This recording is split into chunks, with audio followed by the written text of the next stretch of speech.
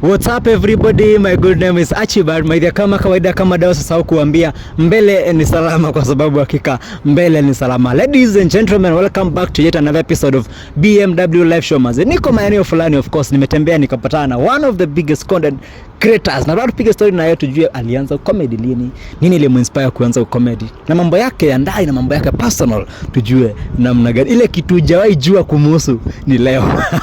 Inakuaje? Niko poa.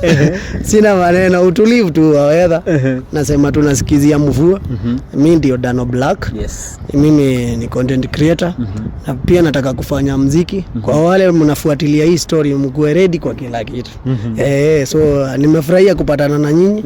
Pia BMW tumeisikia, so nilikuwa pia na iga ya kuimita. So nimefurahia kupatana na nyinyi. Sasa karibuni. Nice. Aya, tukianzia tu mambo yako ya ndani pale. Ulianza lini mambo ya content creation mzee? Kutoka kitambo nilikuwa naifanya but sikuwa na post. Nilikuwa naona kuna vile haileti vile. But nimefika mahali juu nataka nitengeneze platform ya muziki. So nikasema acha nianze na content. At least the more ina grow, ikiingia kwa industry, nitakuwa natengenezea muziki mahali pake. So upate wakati nimeanza muziki, sina mambo mingi, singangani na kwenda kutafuta page, singangani kutafuta followers, niko na already boost ya kuni boost. Kwa hivyo already wewe ni mwanamuziki ambaye anaingia kwa comedy ndo wapenye. Hiyo natumia hiyo njia kwa sababu ni very easy.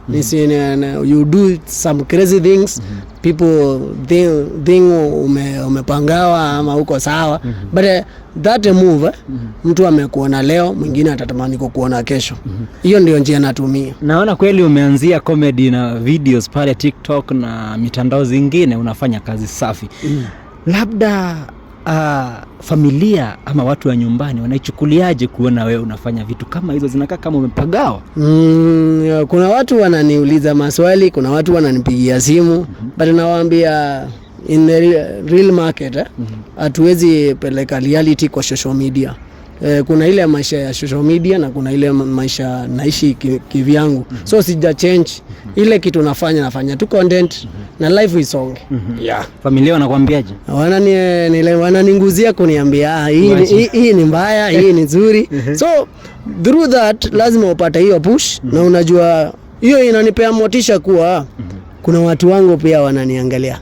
So na karada. So kukuwa na watu ambao wanakufollow hata kama ni maadui ama marafiki ni kitu kizuri. Na usanii nayo ni ngumu na inahitaji pesa hapa pale studio nini. Pia comedy inahitaji pesa kushoot pale. Time unatoa wapi ya kushoot kila siku, ikikubaliwa ya kwamba bado unafanya biashara zingine? Unajua unajimanage tu kwa sababu hizi vitu zote the goal ni kutafuta do. Na hata muziki upige muziki tu urudi maisha ya kawaida, unajua kila kitu ita change. So una appreciate that, kila department unaipea time yake. So ni huwa na schedule, na niko na schedule na program, na niko na manager mwenye ana manage hizo vitu.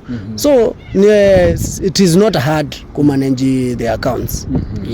Nice. Now umekuwa na marafiki wenye wanakujua kwa karibu sana kama kijana wa kanisa. Now wanachukuliaje kuona tena umeweka jokes kwa maisha?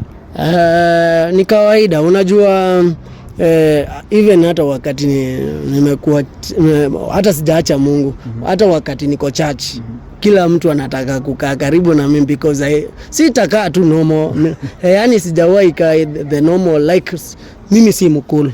Ni mtu ambaye niko na mambo mengi, na kila mtu hupenda kusikia mambo yangu. So niko hivyo kutoka nikiwa mtoto. Hata ukienda pale kwa kijiji, wasee wanataka kujua Richie anafanya nini.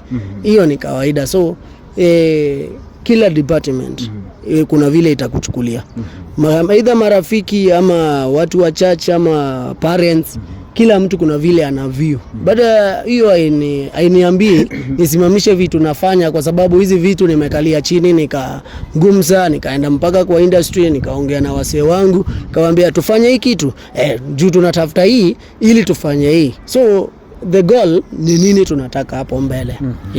Labda unafikiria kutuletea content inakaa namna gani, ama ni yenye tumeona TikTok, kama kuna plan ya vitu gani?